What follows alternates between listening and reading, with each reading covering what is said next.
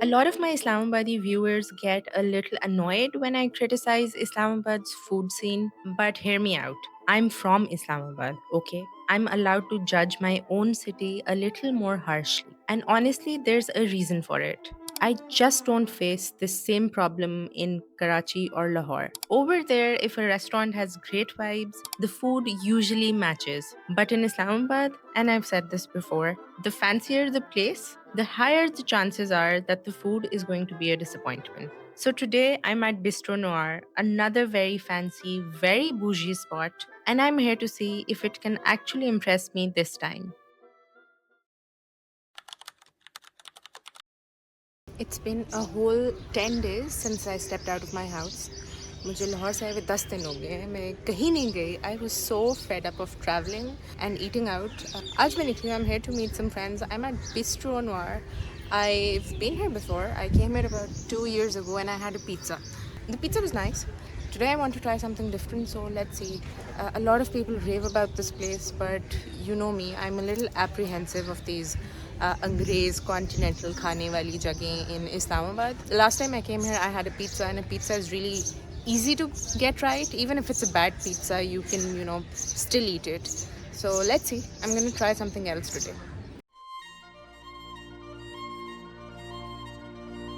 Islamabad may not always get the food right, but one thing this city is a master of is getting the vibe right. Maybe it's because the city itself already feels like a mood. It's green, it's calm, you can see the Magala Hills peeking through almost everywhere you go, and Bistro Noir has really leaned into that vibe. There's something about the way the place is set up. There's lots of greenery, these wrought iron gates, there's soft light filtering through the trees. The outdoor seating is very peaceful, it's very lush. It feels like you've stepped into a garden that accidentally turned into a cafe. The whole place has a very vacation in the south of France vibe, a bougie vacation. With all that's missing is the sea and a private beach, maybe. Inside, it's all black and white patterned tiles. It's very chic, it's very classy. There's a dessert counter right when you enter with a variety of pastries on display. Again, very Paris meets Islamabad energy. Upstairs, there's a terrace that opens up to even more greenery. Like, look at this view, guys. This whole place is like an Islamabadi European khichdi, but like a fancy khichdi, like a risotto. It's elegant without being intimidating. It's modern, but it's warm. And honestly, sitting out here surrounded by the trees, it almost makes you forget you're in Islamabad. Unless you realize that this is exactly what Islamabad does best. It knows how to create a calm, peaceful, green vibe.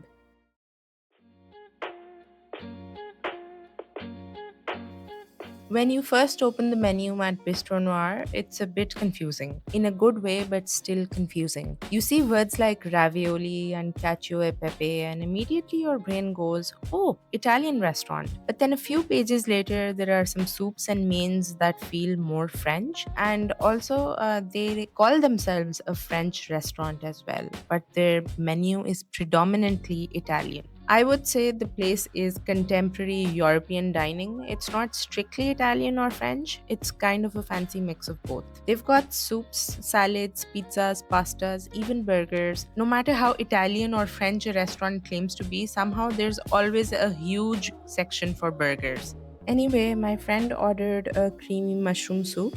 For another starter, I ordered this Tracchetti di manzo. I hope I'm not butchering the pronunciation, but this is a dish I've had before and I really like it. So I wanted to try it again. And we also ordered a margarita pizza to share because honestly, that's the best way to judge any restaurant that claims to serve Italian, even if they're officially calling themselves a French restaurant. And for another main, I ordered the gnocchi pomodoro, which is basically gnocchi cooked in a tomato sauce with basil and parmesan. It's classic, it's simple, but it's usually a good test of flavor. And now the drinks menu.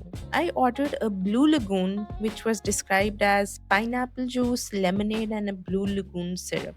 It was for 1,000 rupees, mind you, without tax, and it wasn't fresh pineapple juice. My friend got a coffee, which came with a small chocolate, and honestly, that chocolate tasted like a Ferrero Rocher. Nice touch, but nothing mind blowing. For my drink, they pulled out this gadget that looked like a little gun, which blew this nitrogen smoke over my drink. I think it's supposed to be that fancy vapor effect thing. It definitely adds drama. It's a bit of a shushka, but there's no flavor that it's adding to your drink. It's more shushka than substance, if you ask me. But let's see if the food actually lives up to the hype and these prices.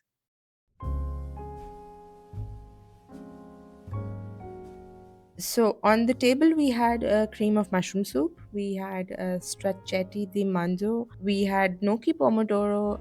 My friend ordered a chicken parmesan afterwards, and then there was a margarita pizza as well. And I couldn't manage to get all of these in one shot because we ordered things one after the other. So here's a mini collage of all the things we had on the table. Let's start with the soup. I'm not really a creamy soup person to begin with, so I only had one or two bites of it maybe. And yes, it wasn't bad. It had a nice flavor. The mushrooms were fresh, which is always great, but there was just too much cream in this. I would give this a 6 out of 10. It was good flavor, but it was just too rich for me. Next up, the stracciatella di manzo. Again, I hope I'm pronouncing it right. This is my favorite dish here. I've actually had this before. It's basically just sauteed beef slices with some truffle oil, some parmesan shavings, and some rocket leaves. Except this time there were no rocket leaves. I think they were out of season or something because what they served was spinach. And because of the heat of the beef, the spinach kind of wilted. So it felt more like steamed spinach and not exactly fresh salad base of rocket leaves. The beef itself was great. It was tender, it was well seasoned, and the parmesan on top was great. I would give this dish an 8 out of 10. Moving on to the gnocchi pomodoro, I think the sauce was great. They nailed the flavor of the sauce. It was perfect. You know that rich tomato basil flavor you want from a pomodoro sauce? But I think they went a little overboard with the quantity of the sauce. It felt less like a pasta, it almost felt like gnocchi soup. The sauce to pasta ratio was a little off. Taste wise, though, I really liked it. My only complaint is the texture. Gnocchi is supposed to be soft and velvety, it's not supposed to be chewy, but this one went into mushy territory. Still, the flavor was great, the texture, not so much. I would give this a 7.5 out of 10. Up next was the chicken parmesan that my friend ordered. I'll be honest, I don't like chicken parmesan, and universally, I just don't get the appeal of it. So, this is not a fair review because even if you give me the best chicken parmesan in the world, I will probably still complain about it. This one had way too much sauce. The spaghetti was literally drowning in the sauce, and the chicken was just fried chicken. So, yeah, not for me. I would give this a 5 out of 10. That's me being generous because I know some people actually like this. I never order this dish myself. Up next was the margarita pizza. Now, this was solid. It was a solid 8.5 out of 10. The crust was absolutely perfect. It was charred, but it was not burnt. If you've seen my previous video from my visit to Pasta La Vista in Lahore, I complained about the burnt crust. This was not the case. The sauce was really good. The cheese was great. It was fresh. It was a very well balanced pizza overall. Honestly, margarita pizza seems like it would be really easy to make, but a lot of people, a lot of restaurants often get it wrong. So, hats off to Bistro Noir. They got it absolutely right. And lastly, my friend ordered an affogato, which is basically a shot of espresso poured over ice cream. Now, I'm not really a coffee person at all. I'm a chai person through and through. I love my chai. The only time I have coffee is when I have a deadline and I need to force my brain to focus on either work or studying. So it's more medicinal than recreational for me. But yeah, I still tried this, and actually, you know what? I will just play the audio here so you can hear my live reaction yourself. Oh god, it tastes like coffee. Eat the ice cream. You're not eating the ice cream. You're supposed to eat the ice cream. अभी भी नहीं खा रही. अभी भी नहीं खा रही. Coffee पी रही कहती है taste like coffee. Instead of eating the ice cream, you need this big chunk. Eat the chunk. Yes. Quite a challenge, Yeah. I must say. Yeah. It's ठंडा होगा coffee. Now it should taste better comparatively to your first bite.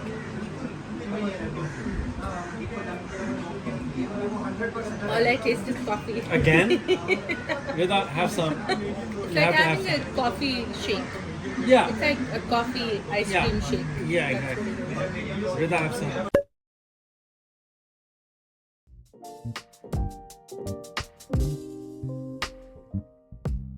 Okay, so remember the straccetti di manzo that I mentioned earlier? About 2 months after filming this video, I went to Bistro Noir again. It was just a casual tea time hangout with friends, and of course, I ordered the same dish because I always do. Now, look at this. It literally looks different. This time they did have rocket leaves, so points for that, but half of them were wilted, almost somewhere between a salad and a steamed salad. The beef was great. Flavor wise, I had no complaints, but the presentation was again totally different. And then I dug into my hard drive and found a photo from way back in 2022, which is the first time I ever ordered it. Yes, guys, I am that person who keeps screenshots and receipts of everything food related. And yeah, so if you can see in 2022, it looked different even then. This time they had this green dressing, like these little drops of green sauce, which never appeared again in the later versions. So basically, the taste has always been good, but the presentation and the overall dish have changed every single time.